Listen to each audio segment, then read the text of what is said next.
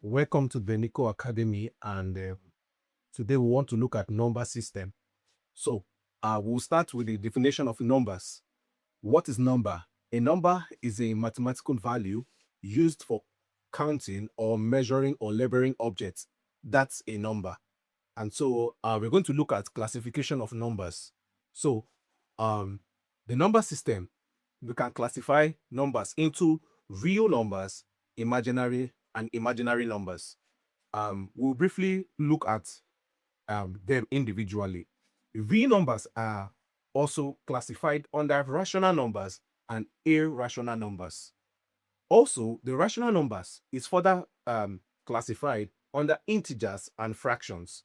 So under the integers, we further classify it into negative integers, whole numbers, and natural numbers. Under the fractions, we have the proper fraction, we have the improper fraction, and we have the mixed fraction. So we'll look at them briefly one after the other. So we have real numbers. This is the union of both rational and irrational numbers, and it is denoted with the symbol R. Yes, it is denoted with the symbol R. So it says all the natural numbers, decimals, and fractions come under these categories. So these are the real numbers. So we have the imaginary numbers, and the imaginary numbers, we quickly say that it is the square root of a negative number, and we denote it with the symbol I, because when you press it on your calculator, you have math error or something else. So that's the imaginary number. So we denote it with I. So the natural numbers are contained about all counting numbers, which start from 1. Remember, I said natural numbers, they start from 1. They start from 1. So you can see the symbol. It is denoted with the symbol N. So the whole numbers are the collection of 0 and natural numbers. That means in this whole numbers, which is denoted with the symbol W, 0 is included. 0 is included. So we have the integers, like I explained. We have the positive integers, we have the whole numbers, and we have the negative integers. So the integers are numbers contained from negative infinity, that is minus numbers till infinity, and positive numbers till infinity also. So we can say that, remember, we included the whole numbers, that the integers are contained about the negative integers, the whole numbers, and the positive integers. So these are the negative integers, and these are the whole numbers. We said whole numbers contain from 0 and the natural numbers. So there is no negative numbers in the whole numbers. So to positive infinity. So the rational numbers are numbers that can be written as a fraction. Probably you have 1/3, 1/2, and -3, because we can write -3 as -3/1. We can have 5. We can write 5/1. So irrational numbers are numbers that can be written as a simple fraction. And so that can be written as a simple fraction. Their decimal go on forever without repeating, and that is irrational numbers. So we can see that in the irrational numbers, they don't repeat itself. For instance, you have pi. Pi does not repeat itself. You have 3.1415926, and you have the square root of 2. You can see the numbers, they are not repeating. The square root of 2, if you press it on a calculator, you have 1.4142135.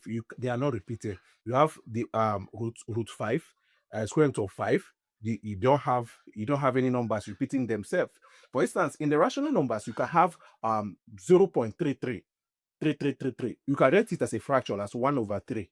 So that's why we can say that's a so the rational numbers, they are repeating, but the irrational numbers, they are not repeating. You can differentiate it as one of those differences. So that's it about the classification of rational numbers. We'll quickly look at the fraction aspects that has to do with proper fraction. So this is proper fraction. We say the proper fraction, the numerator is smaller than the denominator. And so this is the numerator and this is the denominator. This is the numerator and this is the denominator. So we said a proper fraction, the numerator is smaller than the denominator. Now, the improper fraction, the numerator is equal or greater than the denominator. So this numerator is greater or equal to the denominator. So we have 4/4 and we have 7/5. So the numerator is greater than the denominator. Now we have mixed fraction, and a mixed fraction, it contains a whole number and a proper fraction together. So we can see a whole number and a proper fraction, which we said the numerator is smaller than the denominator.